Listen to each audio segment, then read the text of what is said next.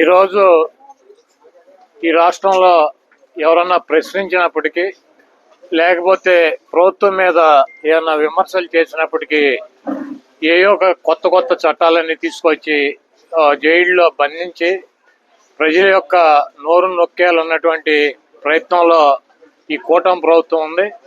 మీరు కనుక గమనించినట్లయితే ప్రశ్న రావణ్ణి కొత్తగా ఉప్మా చట్టం ఇడ్లీ చట్టం ఒకటి తీసుకొచ్చి అరెస్ట్ చేసి జైలుకి పంపించడం జరిగింది. అతను మాట్లాడినటువంటి వ్యాఖ్యలు ఇప్పుడేం కొత్తగా మాట్లాడినటువంటి వ్యాఖ్యలు కాదు. ఎందుకంటే ఈ రాష్ట్రంలో ముఖ్యమంత్రులుగా ఉప ముఖ్యమంత్రులుగా అనేక రకాలైనటువంటి పదవుల్లో ఉన్నటువంటి వ్యక్తులే అంతకన్నా ఇంకా భయంకరమైనటువంటి భాషలో మాట్లాడినటువంటి పరిస్థితి ఉంది. అతను ఒక సంవత్సరం కాలం నుంచి కూడా పవన్ కళ్యాణ్ ని ముఖ్యంగా ఎక్కువ అతని గురించి మాట్లాడతాం, అతని మీద పోస్టులు పెడతాం, ఇవన్నీ జరుగుతున్నాయి.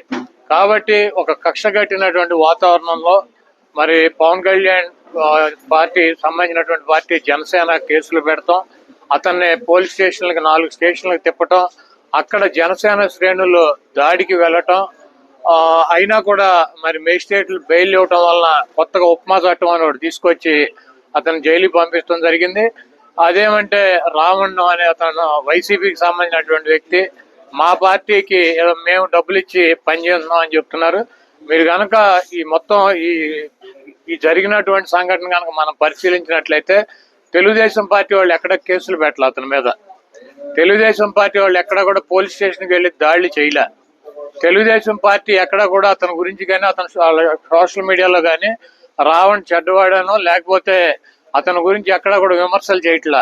ఎవరయ్యే చేసేదంటే తెలుగుదేశం పార్టీకి సంబంధించినటువంటి పేటీఎం బ్యాచ్ మీడియా, ఏది ఏబిఎన్, TV5, మహా న్యూస్, అదేవిధంగా యూట్యూబ్ ఛానల్స్ కొన్ని ఉన్నాయి తెలుగుదేశం పార్టీకి, అవి చేస్తున్నాయి.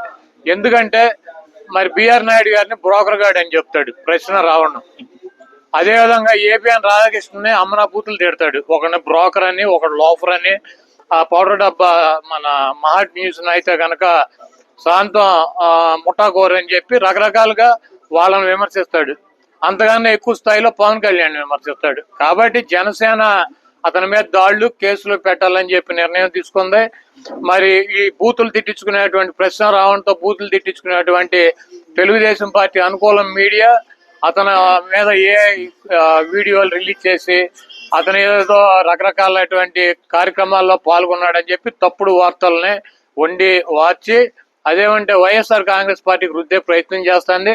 దీంట్లో రావణ్ అనేటువంటి వ్యక్తి తెలుగుదేశం పార్టీకి, లోకేష్ కి, బాలకృష్ణకి, చంద్రబాబుకి కూడా అనుకూలంగా ఉంటాడు. ఎక్కడ ఒక మాట కూడా మాట్లాడు.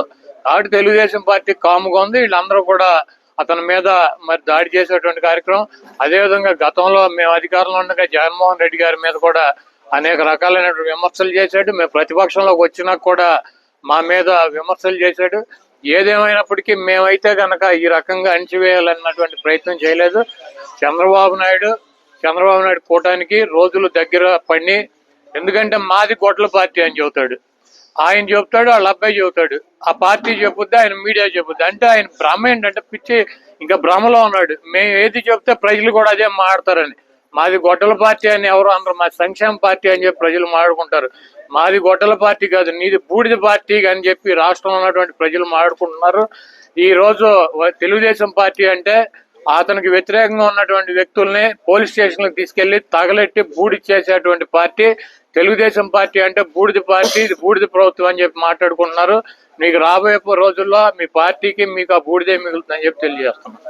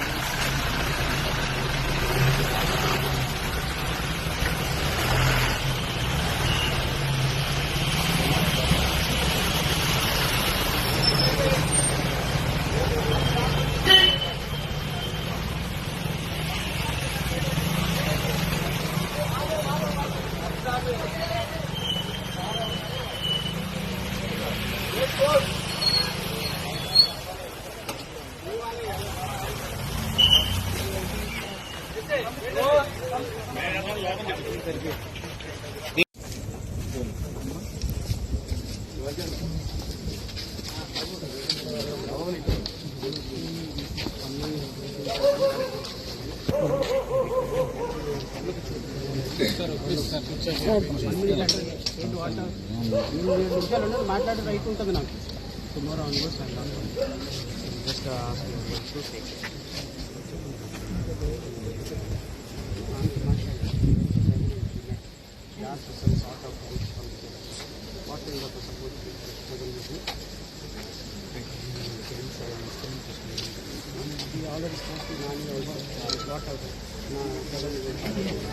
చెప్పేది